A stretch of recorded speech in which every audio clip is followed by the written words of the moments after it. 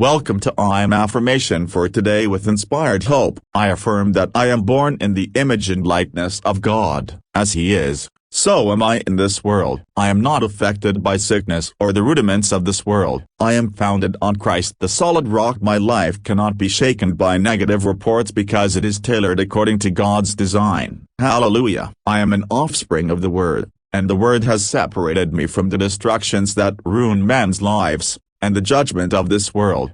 I am identified with Christ in His death, burial, and resurrection, and now walk in newness of life. Christ lives in me. He is my righteousness, my glory, and my beauty. His life and nature in me make me invincible and triumphant. I am healthy, strong, excellent and vibrant. I manifest the character of Christ to my world. Hallelujah. I affirm that I am a member of the household of God. My spirit, soul and body are illuminated by the light of God's Word. The life in me is the supernatural life of Christ. Christ is fully tabernacled in me. I have become His living headquarters. He looks through my eyes and walks with my legs because I have become His vessel, His body. I am empowered to do things beyond the ordinary, and I am accomplishing great feats by the Spirit, and through the power of God's Word. Blessed be God forever. Hallelujah.